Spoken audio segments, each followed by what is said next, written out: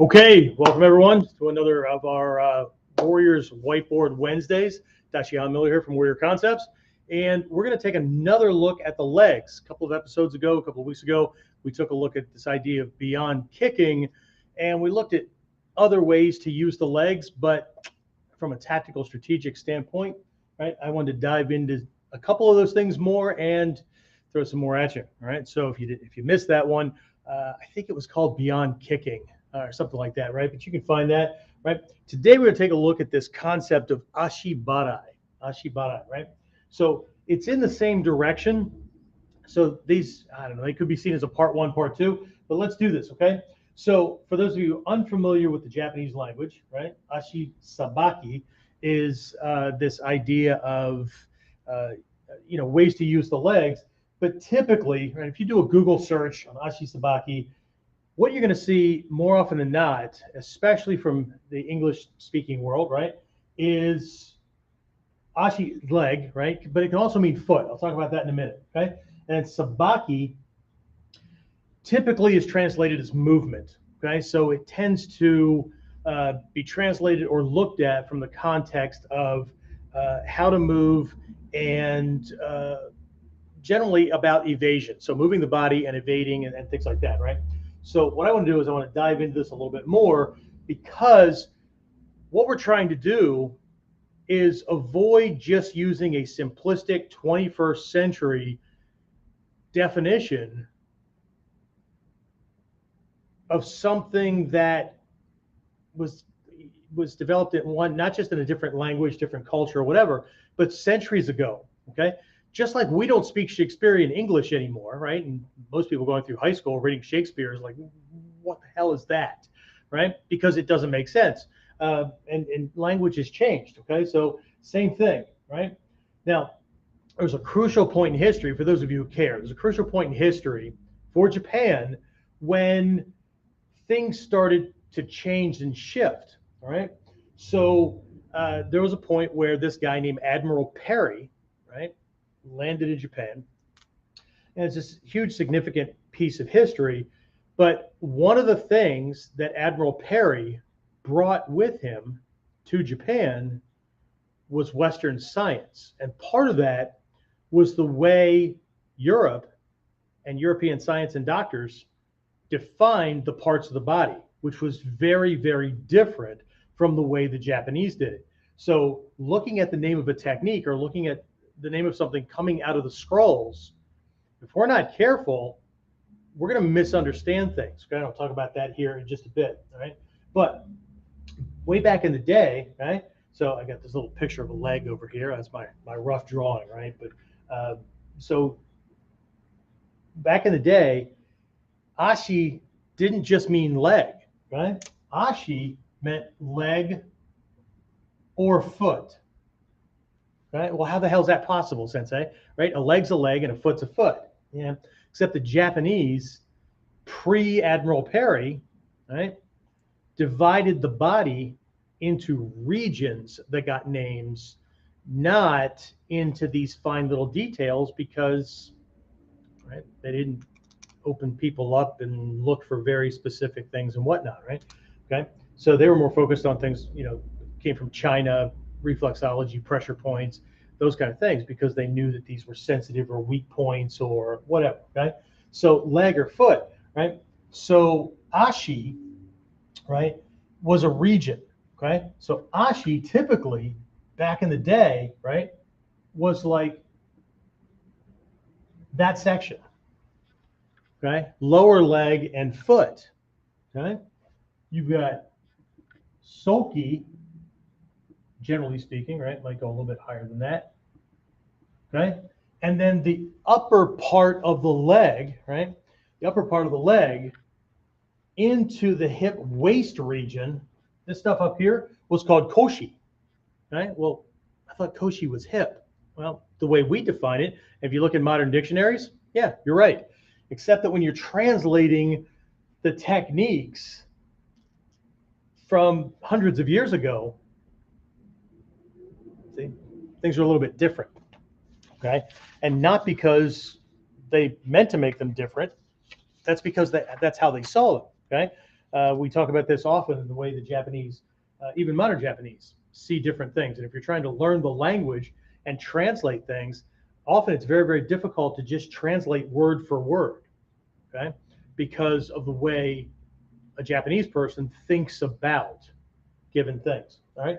Anyway, so leg or foot, we're going to look at this in today's lesson from the more modern context, but we're going to combine it as well. So I'm going to go from the hip joint all the way down to the toes, okay?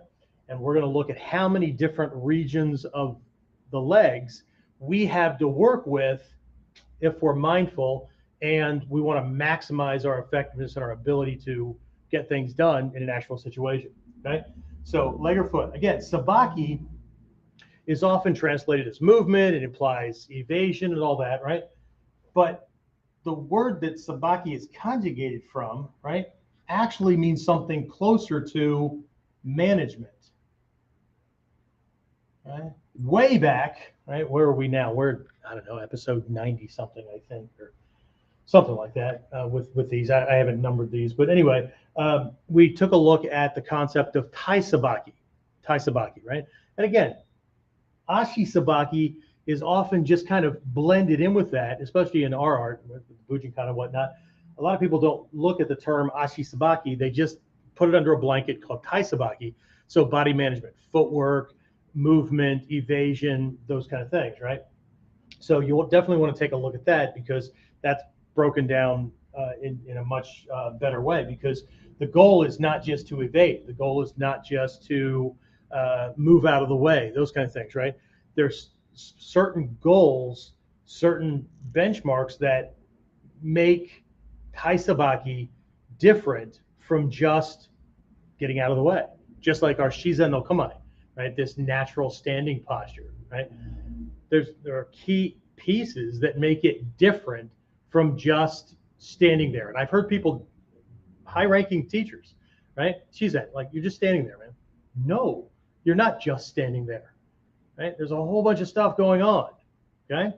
So anyway, right? So what we're looking at here is leg management, foot management, that kind of thing, right? So the implication is, how do I use this? But how do I use this strategically and tactically to my best advantage and to his detriment, right, in a fight, okay? So, well, what I put out in the little thing was, you know, using your legs for more than kicking, stepping, evading, or whatever in a self-defense situation. Some of these are going to cross over because, you know, some people are going to split hairs and they're going to go, well, see, that thing, man, you could call that kicking. Yeah, we could, okay? But generally speaking, when people think of using the legs, they tend to think of kicking and sweeping and just these conventional kind of things, right? So the more of these, and I'm going to give you 7, and some of these have some finer points in them without going too deeply, right? But the more of these that we're, 1, aware of, and 2, can use effectively, right, the more options we have, okay? And this really does boil down to options, because the rule of thumb is he or she with the most options in any given situation has the greater chance of success. Now, as long as they don't suffer from paralysis through analysis, that means they've got so many options they can't choose from them, right? They don't have a prioritization framework, right? That they can't think strategically or tactically, right? They don't know how to put the stuff together or how to look at things to assess or analyze, right? Whether it's based on touch, hearing, using your senses, those kind of things, right? So anyway, all right. So let's start with this. So I wanted to define this, right? But here's a problem, and kind of leads off of what I just said, right? There's this what I call bad guy versus good guy thinking, okay? And to explain that, let me kind of share a story of something I was telling somebody a bunch of years ago. We were talking about, like, you know, being an actor or being a stuntman or whatever in movies, and I said, you know, if I was an actor, I would only ever want to play bad guys. He's like, dude, man, you always want to be the good guy. That's how the story works. Well, no, 1, somebody always has to play the bad guy, right? But here's how I see this thinking. And this is not just in movies. This is in real life, okay? Bad guys typically have this moral or ethical code, this sense of fairness that they have to stick to, right? That's why in certain movies where the good guy is actually a bad guy who switched sides and is going and doing things, right? That intrigues people. But again, right, his moral code changed, whatever.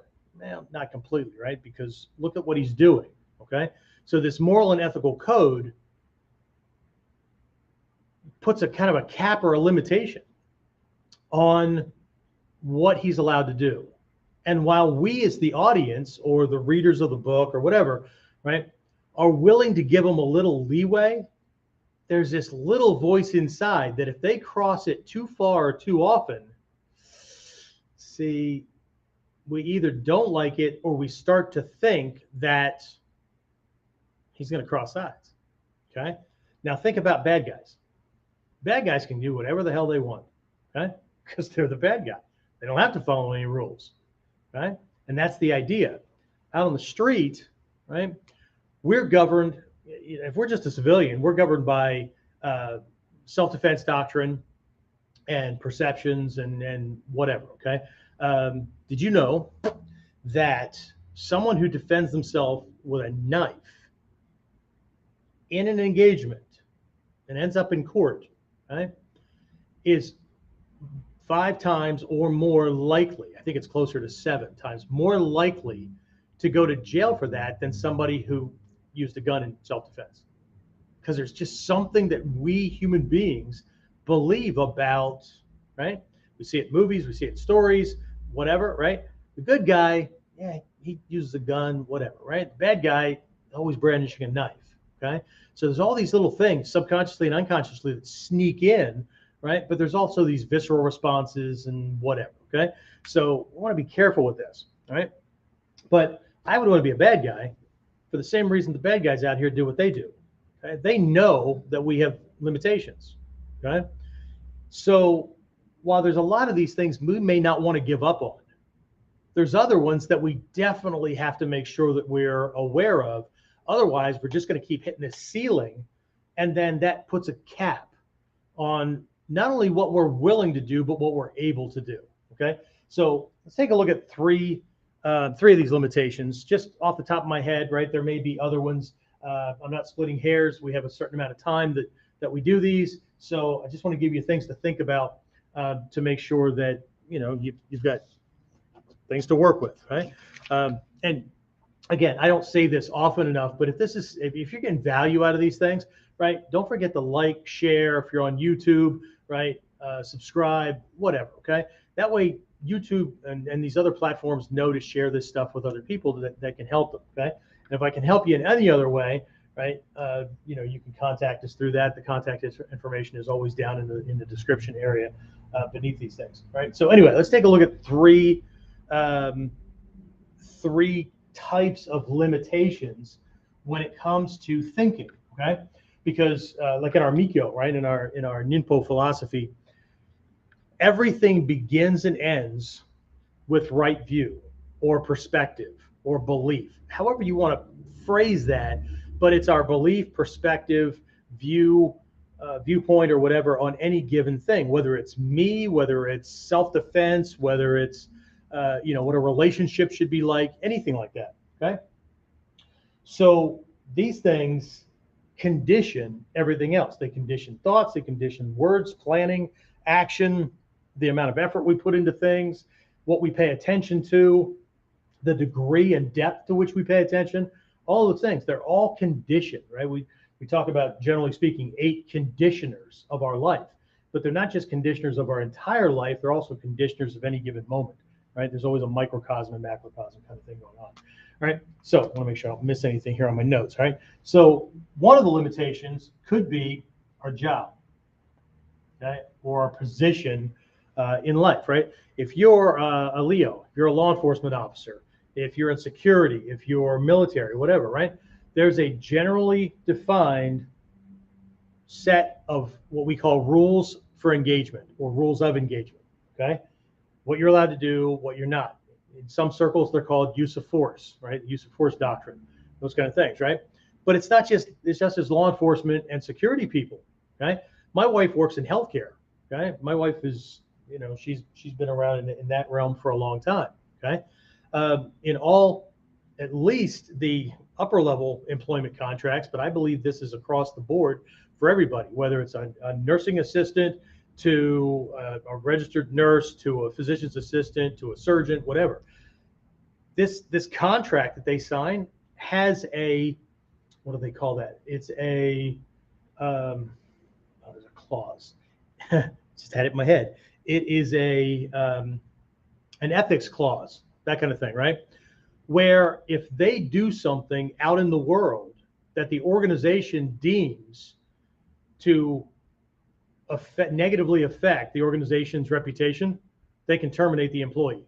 That's the only cause they need. So if you get in trouble for something, if you're out doing something, well, it's my life, man. I can do whatever I want as long as it's behind closed doors. Yeah, let's see if the rumor starts circulating and whatever, right? So you have these problems, okay? So there are limitations. One of those limitations could be self-defense is perfectly legal, right? But if what you do in the context of a self-defense situation, right, is deemed by whoever's in charge, right, that you have crossed a certain line, whether the law's after you or not, right? Now people don't feel safe around you, those kind of things, right? Bye-bye career, okay? So anyway, so job, right? Another limitation for us, I already talked about this, right, is our morals and ethics. Okay, I'm not going to dive into the difference between morals and ethics. It's a simple Google search, right? But what I'm really talking about here is for each one of us, we have to decide what the answer to this question is. What am I willing to do to another human being? What am I willing to do in the course of living, protecting myself, acting in whatever context, protect somebody else, whatever, what is okay, okay? And this may be, right, attached to laws. It may not be, okay? You know, one of the things I didn't write down here, because I wanted to do just 3, right? But morals and ethics, we could flip that and do the microcosm kind of thing and go, you know what, laws, okay? If your fear of going to jail, even if what you're doing is legal self-defense, but if you're afraid of going to jail or if you're afraid of overstepping your bounds, then you're not going to do everything and anything that you can that's possible, right?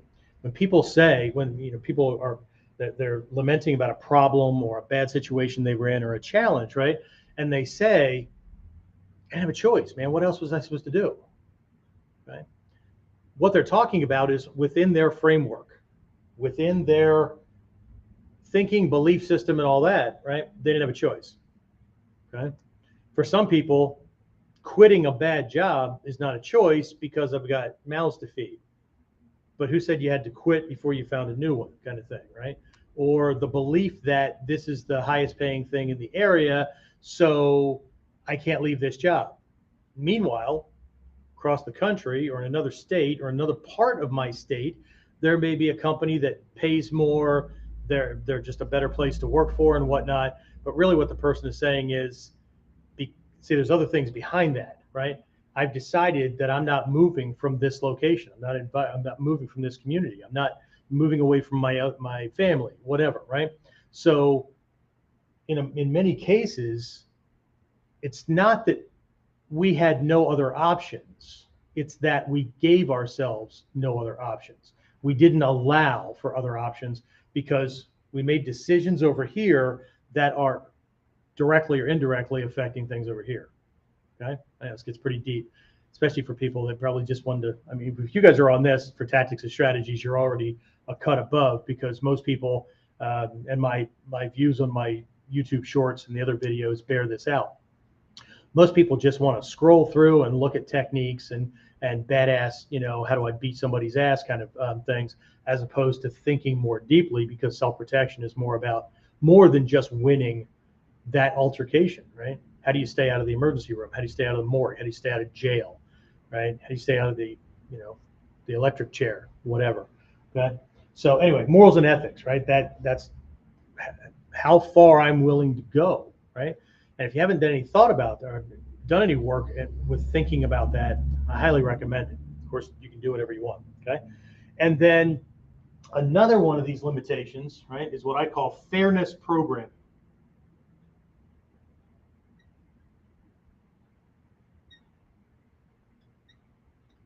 Okay? The fairness program. Now, this is kind of like morals and ethics, but it's not, okay?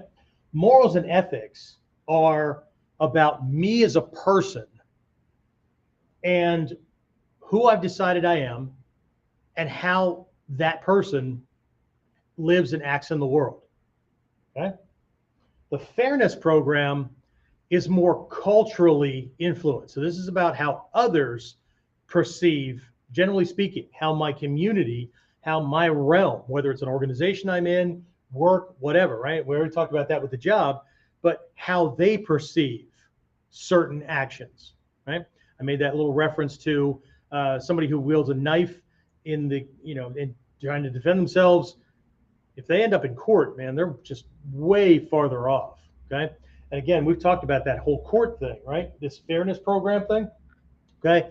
There's no such thing as an impartial jury. There's no such thing as it's better to be tried by 12 than carried by 6. Well, that's a bunch of crap, okay? Because the average person, right? The average person believes, whether they're sitting on the jury or not, that if you got busted and you made it all the way to court and you're being tried for your crime, you must have done something wrong, okay? It's the rare person that either distrusts, there's more of them, that distrust the justice system, either because they've been busted before or they were a badass before, and so they're just pissed off at the system because they got spanked for doing shit they shouldn't be doing. There's a much bigger group of that, right? The anarchists and all that kind of stuff are just against everything, right? But a smaller part of that group is the justice system. For it to be fair, right? I need to hear all the evidence, man. I don't know one way or the other. You could have ended up here for the right reasons, the wrong reasons, whatever, right? And they're going to maintain an open mind. Much smaller group. But the fairness program is this shit that we have running consciously, subconsciously, and unconsciously, right? About what's fair in a self-defense situation, right? I have to encounter this and I have to deal with this in just about every program that I run, okay? A big one is in, we're doing gun defense, okay? And, we have a drill, and I'm willing to demonstrate this in a court of law as an expert witness because I can prove that 10 out of 10 times what I'm telling somebody is the way it works, okay? But this flies in the face of conventional logic. And that is, you've seen the movies, right? Where the bad guy's there, good guy gets a jump on him, okay? And he's got the gun right there, ready to go, right? And he's telling the bad guy, drop the gun, drop the gun. Bad guy's got the gun down by his side, or could it still be in a holster or whatever. And he's telling him, don't do it, right? And the bad guy, right, they always slow it down for dramatic effect, right? It does this thing, right? And the bad guy, boom, boom, boom, shoots him, and like we all cheer, yay, that's the way it works. That's not the way it works, okay? If he has control of that weapon, okay? I could prove this in class. The best you're going to get is mutual death, okay? Because action is always faster than reaction. I have to process him moving. He's not moving in slow motion. Well, if I'm in shock, yeah, probably, right? But for him to go from right here, bang, to that, and me to pull the trigger before he gets there, that's not the way it works. That's not the way we work. That's not the way the process happens, okay? But there's a lot of policies in police departments. There's a lot of policies for security people. There's a lot of people teaching from the perspective of, if he didn't hit you first, if he didn't move first, right? If he's not like flying at you with a knife, you can't take this action, right? A local corrections institute around us. It's a state run kind of thing, not the feds. And I don't know if they've changed their their standards. But I had a couple of youth students a bunch of years ago, and their mom was a corrections officer at this place. And one of the policies was they could not act, whether it was with a nightstick or with anything else, physically, to defend themselves unless an attacker was within 18 inches, right? An inmate was within 18 inches and actually showing signs of aggression. Well, that doesn't take into account sociopaths or anything like that who will who walk up to you with a smile on their face and then bam, and then just hit you, right? So here's 18 inches, right? Holy shit. Initial safe distance is 1.5 times their normal gait. So a step and a half that they would normally take to be able to touch you, right? That's my safe distance, right? He doesn't get to be within that, okay? But they actually had a policy that if they took action before that person was there or actually putting hands on, right, then they would lose their job.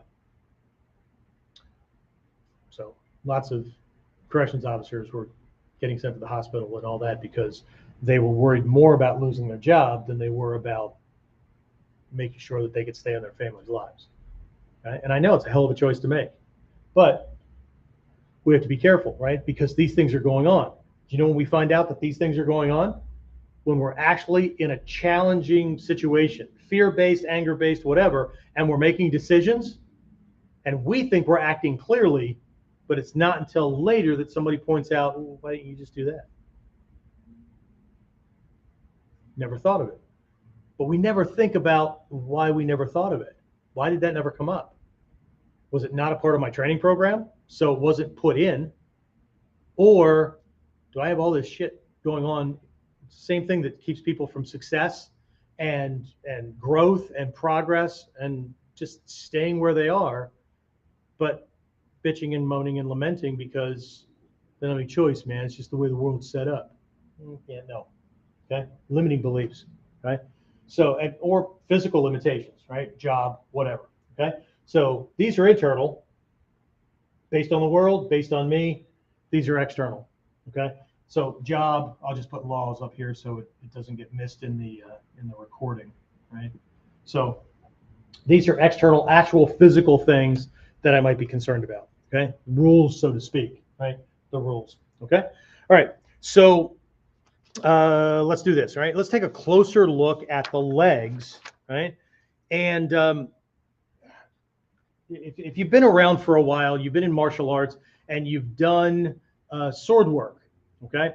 Now, if you've only been in one school, you might still recognize what I'm going to talk about here.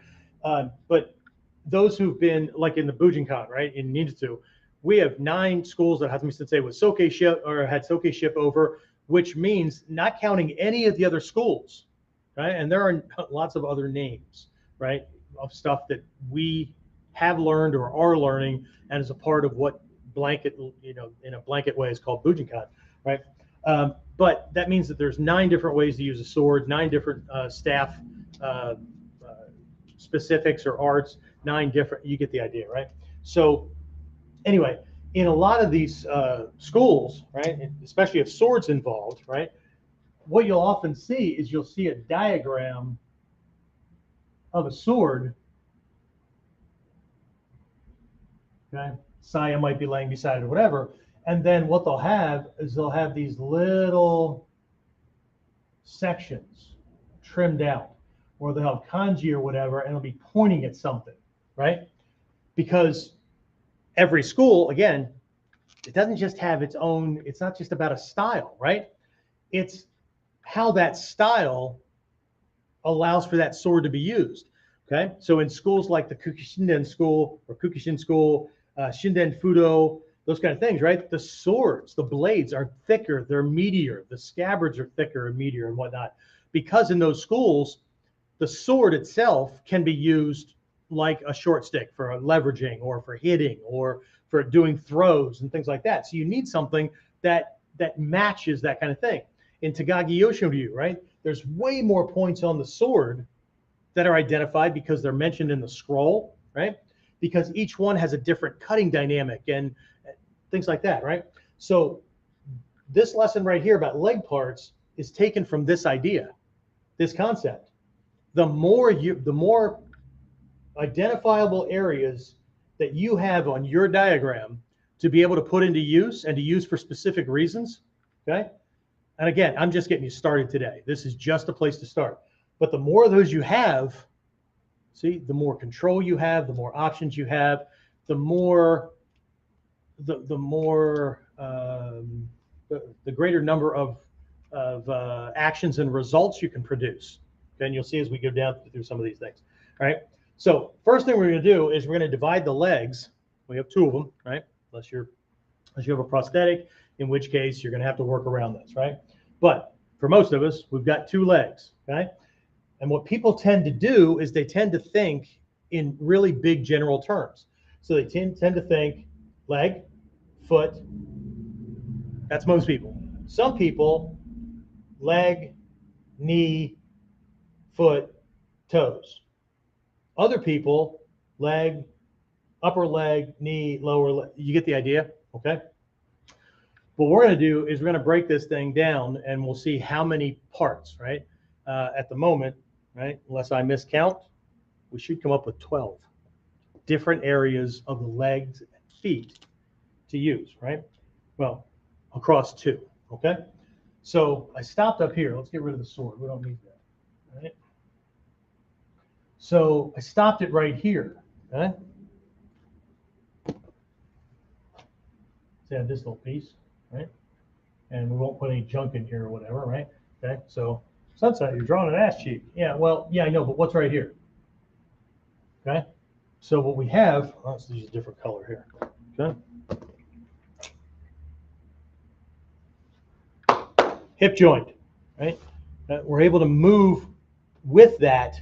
We're able to move it in different directions. It's a hinge joint, right? And we're able to, it's a solid area, right? But it goes all the way around because it's the pelvic bone femur connections, right? And I know there's other soft tissue and connectors in here and things like that. We're going to keep this fairly general, right? But you get the same instruction that my teachers gave me from white belt, okay? I know everybody wants to go out and get the latest book that has the word ninja in it. I get it. Or the word samurai. I get it, right? Hatsume Sensei comes out with all these things, right? But what I was told was the best ninja manual on the market is Gray's Anatomy or any other anatomy book that has as much as you can figure out about different parts of the body and where things are. What does a pressure point or a Kyusho area really look like? Those kind of things, right? So the more you can get your head wrapped around those things, the more possibilities and choices you have, unless you keep running into this, okay? Let's see, I had one of those. Did I miss one? Oh, yeah, almost forgot. Holy crap. Okay, other kinds of limitations that I missed in here, right? Because this is all based on rules, right? That was my number 3. Head came back, right? So another one is our definition of possibilities, okay? Let's back up to the limitations here. Our definition of possibilities, what that means is how we believe that everybody fights. I get people commenting on my videos all the time. Man, everybody knows that you do it like this. Man, stop doing that BS shit. I suggest you put some gloves on and go to an MMA gym, a Taekwondo school, or a boxing thing. And okay, so what they're speaking from is this belief, this belief system that says everybody fights the same way. So what I need to do is fight like everybody else, but better. Well, shit, that's an uphill climb. That's like swimming upstream. Okay, how about if I just fight different? Okay. And then the other one is style-based thinking, okay? One of the biggest problems we can have, and in the dojo, we call it dojo syndrome, where everybody's learning this way of doing things, but then it traps them, okay? So what that means is they only ever do things now the official way, which doubles back on, this is how everybody fights. But if we're learning our style, okay, what that is I'm going to fight like everybody else, but different because my style gives me tricks that they don't have. Okay? Well, shit. Okay? And it's really, really hard to do that anymore because martial arts tournaments and competitions have shown all these things. And if you watch, even UFC, MMA, those kind of things, right? In the first couple of fights, the first couple of, I call them, what are they, volume 1, whatever they are, right? UFC 1, all the way up through 3, even at 3, shit was falling apart, right?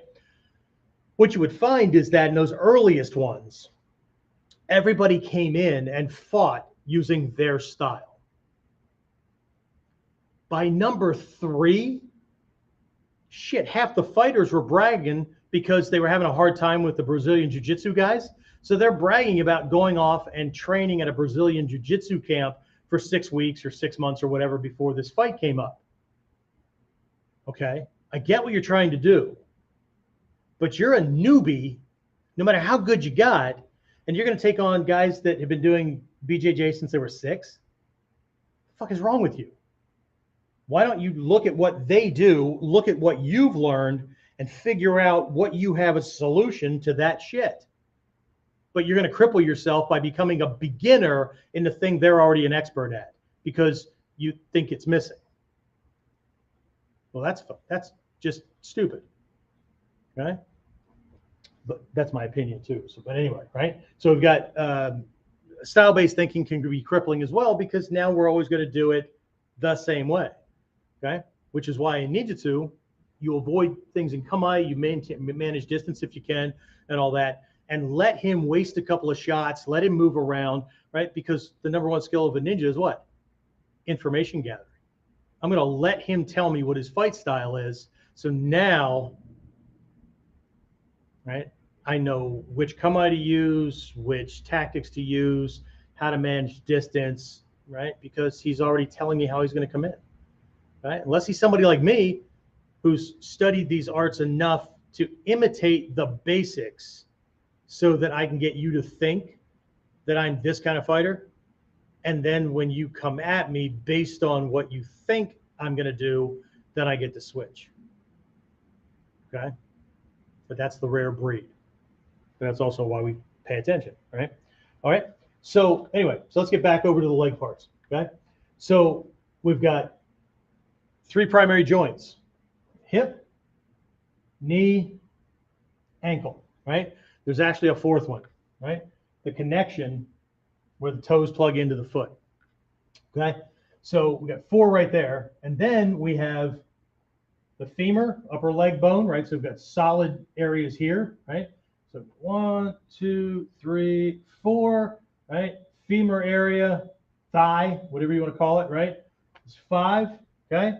We've got the shin area, 6, okay? What else do we have? Okay? Going past my 12, right? 6, okay? Calf, right, is 7. The space behind the knee, right? Everybody tends to count just the knee, right? I'm counting this. I'm also counting the side of the leg, right? So we're going to start losing count here. So 7, 8, the instep, 9, right? Toes, 10, inside, outside edge of the feet, 11, 12, right? I'll stop there. Times 2 legs. Okay. But when I say thigh, shit, there's the front of the thigh, there's the outside, there's the back. Okay. And we'll take a look at these as we move down. All right. So you start to be able to relate to these. I know I just lost my leg drawing. Okay. But the more of these that we can identify, the more of these that we train with to not just like play around with it once or twice or not watch a damn video and go, oh yeah, I'll remember that when the shit hits the fan and my adrenal response kicks in and my left brain takes a freaking vacation. Yeah, I'm going to remember all that, right? No, we need to work it into our training. We need to work it into techniques and technique variations and whatever, so that, you know, when you see people that are really, really good at this stuff and they take somebody down, then they just move into them and it looks like it just kind of incidentally or accidentally pinned their arm up against their body or whatever, so now they can't use it. Okay? No. Okay? We have to use our left brain, the thing that everybody tries to remember everything with. We're using that to control the training process and create the experiences we need to have so that it crosses over to right brain, which now modern science believes that your subconscious, unconscious is actually the neural network within your body itself. What we used to call muscle memory, right, is now being identified as the subconscious. Okay. So good luck with brain transplants, right? Because the brain, just because the biggest nodule's up here, right, the brain is actually more like this squid or octopus that just covers the whole body, and then the body encases this neural network. Anyway, but we need to control it to cross it over. You're not going to do this stuff every once in a while, whatever. Right? Neuroscience and education tell us that the reason we need to do something consistently, like every day or as often as possible, is that if we go more than 3-4 days without doing the same thing that we're currently trying to learn, what ends up happening is we come back to class again and it's reset to almost zero. Okay. If you're working out and then you take off more than 4-5 days, give or take, up to 7, right? Depending on your physique already. If you take that time off from that body part, the muscles already start to atrophy. They start to go back because you're not using them, right? You don't need them to that extent, so the body reallocates the proteins and all that stuff, right? This is not Jeff's opinion, right? This is science. Okay. Anyway, all right. So let's do this, right? So hopefully that leg thing didn't get too confusing. But again, the more of these things. So I'm going to go down through some of these.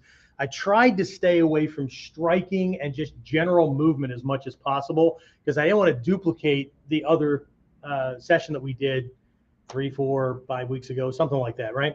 Because I hate repeating myself. It's one of the things that teachers do all the time, right? But some of these things will cross over, and when they do cross over, I wanted to make it a little bit different, right? I just want the perspective to be a little bit different, right? So again, I'm going to go down through some of these things. I only broke a couple of them out into subsections because of time constraints. And look, you're getting free training from me. This should be more than enough to get you started. And if you want to go farther than that, then we've got our programs. And if we can help you out with that, that'd be great. As a matter of fact, I just started people off with, we're doing a reboot on our Foundations of Ninja Self-Defense Mastery program, which is Module 1 in our full black belt, which goes well into 5th degree black belt and beyond, right? But Module 1, and even the students that are helping me and other students that are now in it, right? The number one comment I keep getting is, holy shit, that's a lot of information in one program. I'm sorry, right? I mean, if you need a different program where somebody's just going, look, this is how you take this position. This is how you, but you're not being taught how to use it or why or strategically or whatever, then I'm not the teacher for you anyway, no matter how much you like the lessons you're getting. But again, you guys keep sticking with this tactical and strategic kind of thing. So you must want more than just like, where do I put my foot? Okay. All right. So anyway, so let's take a look at some uses of the legs, and you can start to recognize how these different things work and why I threw things in like the back of the knee. Who the hell uses the back of the knee as a weapon? Okay. Or in a way to control somebody. Okay. Some people do, right? So the first one, right? Shoving, pushing, shoving, that kind of thing, right? We could also, just because it's the opposite, and I don't have extra numbers on here, right? Also for pulling, okay? If there's certain throws, like there's, I think it's hanegeis, I don't know, whatever, right? All these names just kind of go together for me anymore. But we're up against them, right? And I just kind of drop into them, right? Where I'm using my hip or my thigh to shove in against their hip or thigh to collapse them and lock the joints, right? To disjoint them and lock them in place so that I can hammer into them or whatever. It's like putting them in a vise, okay? Same thing with pulling, right? I shift to the outside. My foot happens to be to the inside of their foot, right? And I hit their ribs or whatever, so their weight shifts back to their rear leg. And as I start to move forward again, I just sidestep and move their foot. So now they're in this weird position and their leg can't sustain them, right? You can do that with a whole bunch of different parts of the body, right? But typically, for my beginners, we do it with the hips and thighs, right? Just kind of shoving it against them, right? So that it displaces it moves them sideways, okay? All right, next one is leverage. And again, some of these I covered in the other thing as well. But with leverage here, what I'm doing is I think in the other one, I talked about this one technique called Ashi-Sabaki, right? Where I step in and I make an X between their leg and mine, and then I just shift in, right? And because my knee's bending, it straightens theirs out. I'm applying leverage, kind of like applying an arm bar to their leg to take them down, right? But let's see, there are these pins and restraints, right? I throw somebody, take them down, and I hold onto their arm, and I shift, right? And I can lift my leg, my knee, up behind their arm this way. And I can crank, or I can lay the arm over my leg, right? To break it or to lever them over, that kind of thing, okay? In the Gyoko school, one of the postures they have is this Hicho no Kamae, right? This single-legged posture. That posture is used to do these restraints a lot once you get somebody down, because what it does is it brings your leg up, right? Hopefully you guys can see this, right? Brings your leg up. So you've got your knee up here. You're restraining their arm. You're pinning it this way. But what that does is it lifts them up onto their side and exposes their back to you, their spine, kidneys, other organs. So you're up here this way. I could leave my leg on the ground and just kind of pin it this way. But the cool thing about Hicho is that when I do it like this and I bring them up onto their side, I don't have to let go with this. See, my knee's not moving, right? As I toe stab them in their spine or in their kidneys or whatever, and attack them from behind. So I can maintain a restraint and attack them with the same leg without letting them go, okay? So leverage, right? So we'll say with some of these things, right? Here's some unconventional striking. Okay, notice I use the word striking and not kicking. You can call it what you want. Okay, so one is bumping. Okay, not the same as shoving. Shoving, I'm right up against them and I'm moving, right? Bumping, right? It's kind of like in baseball, right? American baseball, bunting, this kind of thing, where it's just he's moving along and I just kind of bump it, right? I might flank him to the outside, right? He throws a punch, I flank to the outside, and I bring my leg up and my knee bumps the outside of his thigh, knocking his knee around a little bit and kind of bending it. And then from right there, I can plant a stomp kick down into the back of that knee calf area, or at the top of his the Achilles tendon if he's up on his toes. So I don't have to break the leg, right? I can either do this to shove him down on his knee, which will cause him to whiplash backwards. That opens him up for a chokehold. Or if he's on his toes, right, when he goes down, because typically his toes won't pop under him, right? They'll just kind of fold and he'll be in a kneeling position. Stomp down that Achilles tendon or on the back of his heel, and that will cause his toes, and that place where the toes connect to the foot, snap. Okay? And then the world's good for me. All right? Next one, all right, squatting strikes. What the hell's a squatting strike, Sensei? Okay? Well, we're in here in this wrestling kind of thing, and maybe I stepped in to do that Ashi-Kage that I was talking about there with that leverage, but I'm not making contact. Okay? I know it's there, but I'm not making contact. What a lot of new students will do is, because that technique is in their kata or whatever they're trying to do, but they miss their mark, what they'll do is they'll try to shove their knee in there to make the leverage work, but they've got to travel and they're wasting all this space just to make contact, and then they don't have enough knee bend to do the leverage, right? So from right here, if I know it's there, but I'm not making contact yet, what I can just do is sink quickly, and when I sink, my knee projects forward, right? That happens, okay? I just drop straight, right? That's why we don't fold from up here. Drop quickly, the knee pops forward and punches that leg, right? Because they're busy fighting up here. Their head's up here, right? So very quickly, I can just drop, punch that leg or punch that knee out of position. And regardless of the amount of damage I do, the one thing I know that it will do is move their consciousness from here to their leg. And the moment they do that, I can slip something else in up here. Okay? Let's see. There, we can do this snapping kind of thing, right? A rope here from one of the shoge that we have laying around on the floor, right? So if you've ever done this with a belt, right? You take the belt and you arc it like this, and then you pull things straight, that kind of thing, okay? You can do it in wrestling or in lots of places. They call it clothesline. Do it with your arm, right? You put your arm past them, but you keep this bend, and you get it to where it gets, where the neck is in this position, right? So there's this hollow, see it? It's hollow. The line runs here, okay? I know that because when I straighten out my hand, my arm will come to that line. So if his head is at that line or beyond, I can't do anything with it. But if he's in here, I can punch him, right, with the inside of my elbow, right? Just looking to daze it, bump him, and then I can move in for that next piece. And do the same thing with my leg. So this Ashikage that we were talking about earlier, right? If he's out here and I bring my knee in, I'm going to flex it to lever that so that I'm basically doing this to his knee. I'm hyperextending his knee to drop him down, right? But there's an Ura Ashikage, right? A reverse or a backwards or a hidden one, right?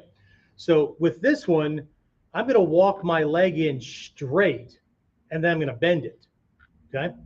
With the reverse one, let's say I step in to do an Osoto Nage, step in to go behind him to do a rear hip throw, and he sinks to jam me up. I got to move quickly because if I don't, he's going to turn and he's going to dump me on my ass or on my head, okay?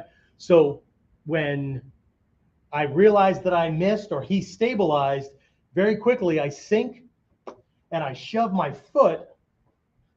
Let's see if I can get this, right? I'm in here, gone behind because I was going to try to throw him. I'm going to slip my foot way behind, so I'm on my toes. See if I can position this so you guys can see this. All right, shadow box. So we're going to do a bunch of this stuff on Friday during that class, right? But from right here, what I'm going to do is I'm going to shift. I'm going to sink so he can't toss me, right? And I'm going to slide my foot behind his leg so that my toes, you see that? So my toes are up this way. And then what I'm going to do is I'm going to stand up. I'm going to push into the ground to stand up. See, the back of my knee does that clothesline thing, and it sweeps his leg out from under him. Okay? So it's a way to salvage a rear hip throw that he's not going down for. It's a reverse sweep, right? It's sweeping from a direction that most people don't think of, that kind of thing. Okay? So it's a snapping kind of, I call it a snapping thing because it's like that belt or that rope kind of thing, right?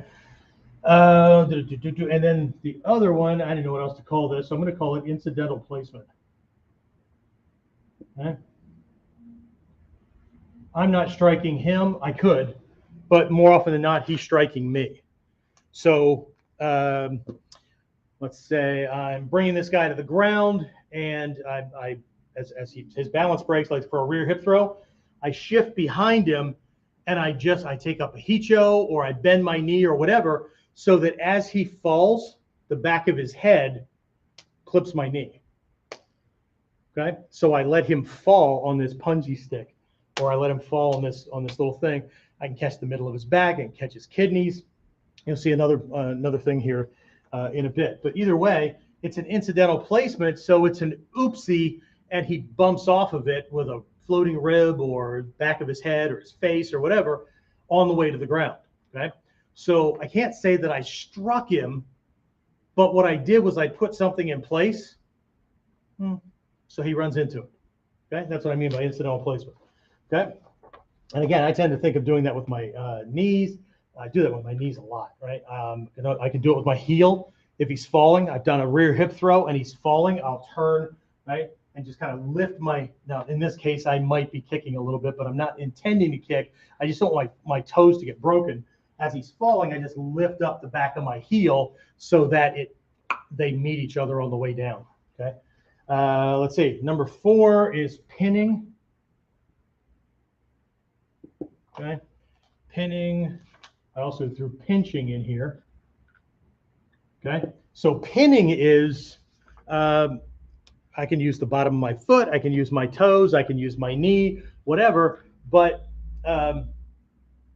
what I'm doing with this is I either step on an arm or I kneel on it or whatever, right? I mean, you can take somebody down, shift and sit on it, kind of thing with your hip, right? Pinning him into place.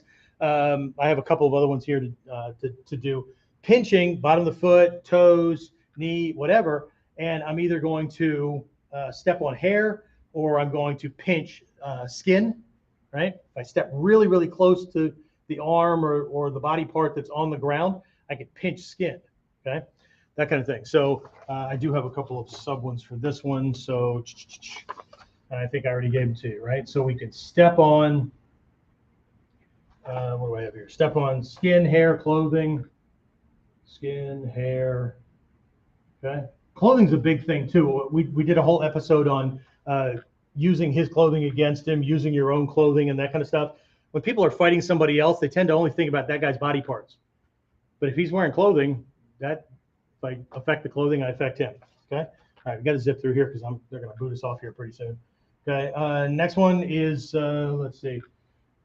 This is more of a pressing kind of thing where from here I'm pressing my shin, the side of my ankle, my lower leg, whatever, back of the ankle against an arm or some other body part to pin it. So he goes down and just kind of shift into him. So his arm is pinned up against his body and he doesn't have use of it for that quick second, right? That allows me to move to another position or whatever. I don't have to be like cranking on things and doing all this extra work. I can just step on something, right? I can step on his hand. I can step on whatever, right? Okay? To pin things in place, okay? Let's move this a little bit, okay? Trapping and jamming. Wasn't this the same thing? Could be, but I'll explain it here in a minute, right? Trapping and jamming. So what I'm looking at here is close distance, right? I'm moving in and I'm choking his space. So I'm moving my leg, right, into a position that makes it, I'm too close for him to kick, right? And it's also making it tough for him to move. I'm not touching it, but I'm not too far away where he can get a kick in or whatever. So I'm immobilizing and choking up his ability to use his lower body. He either has to back away, right, or he has to try to do things where that's not in place. Okay, so let's see, to move to attack. Yeah, it's just a positioning thing, right? So again, based on time here, let's just fly, right? Next one is guarding. Right. So people think about guarding this way, right? I see MMA boxers do this, or fighters do this kind of stuff all the time, where they don't guard enough down here because it's against the rules for him to kick me in the Johnson. But they forget that out there, I'd kick you in the Johnson. Right? I don't give a shit what the rules are, right? Because I don't have a trophy or a check or whatever on the line. I've got my grandson getting tucked into bed at night on the line. So, so what I'm doing here is I'm protecting my targets, right? I'm going to go back to this Hicho no Kamae again, right? One of the things that people miss with this Hicho is the angle of the leg here, right? They'll do Hicho this way, okay? Can you see it? Okay, it's open, okay? So Hicho is not this way where the groin's open. It's also not this way. It could be, but it's not, because now this pressure point, the side of the thigh, right, is a target. And even if he hits it, right? So this angle is really, really important in a lot of this art. So when I bring this up to the correct position, the knee is in guard position, but the leg is still in alignment for kicking, right? So the groin stays covered. It's a huge mistake that people make, right? Guarding, aligning your body to avoid accidental strikes. Okay, what I mean by accidental strikes is people do this all the time as well. Let's say they're doing a simple kata like Ichimonji no kata. So they step away and they shift in, they do this strike, right? Or they do whatever it is that they're doing, right? And the guy's body falls away, but because they're doing soft training, they don't get the consequences of bad training, right? So when I hit this guy and knock his upper body back, there's a really good chance that a leg is going to come up, right?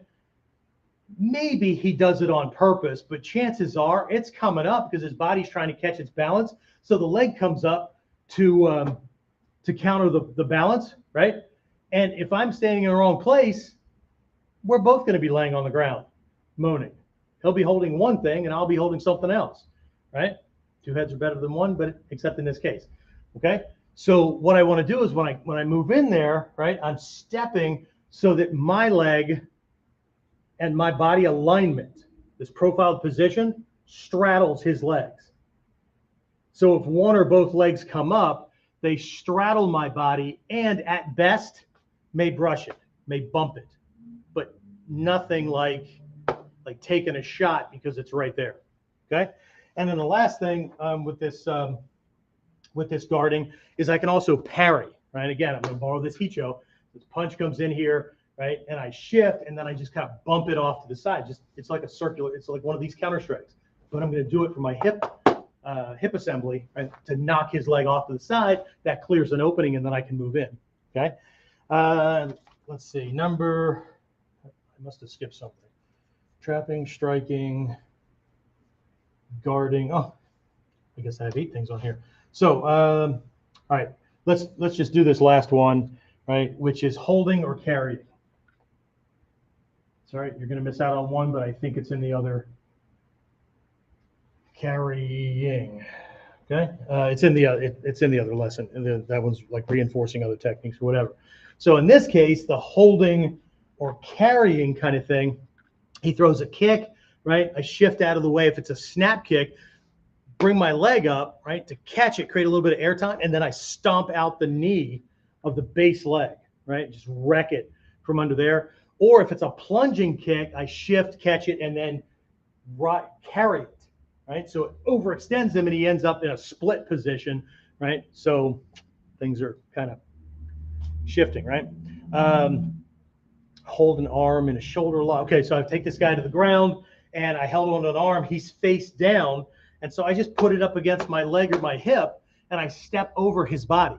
So his arm is up this way, and I'm going to walk it to the other side of his body, but it's just pinned up against my leg, so I'm using it to keep my hands free, right? Using my legs to pin. And then there's this other table-topping kind of thing. Again, I do a rear hip throw or something like that, and as I take him down and he starts to drop, I'll take my back knee and kneel so that my front leg ends up shin, thigh, so that his back comes down and either crashes into it, which will fold his back, or as he's going, right, I'll catch him because I want to break his ukemi, right? I'm going to catch him on my leg. So now he's kind of suspended on that, and he's trying to figure out how to get off of it. Meanwhile, let my fingers do the walking, okay? Yeah, so I think I just covered those. So anyway, whole bunch of shit here. Went over an hour again. I apologize for giving you so much. I apologize. Anyway, all right. So again, we're going to work on a bunch of this stuff this Friday. There's the virtual class thing. You can go over to the site, get yourself signed up for the class, and we're going to take a look at as much of this that we can fit into a 75 to 90-minute class. I apologize for the thing getting screwed up here, but I hope that everybody can see that you got more than just a couple of pieces of leg that you can work with, okay? And the more of those that you're aware of that you can use, the more of those that you learn to use, right, man, the better you're going to be, right? He or she with the most options in any given situation stands the greater chance of success, right? And that's not just for self-defense. It's also for life, okay? All right, that's it. I'll talk to you again next time. Be safe, train hard, have a great week.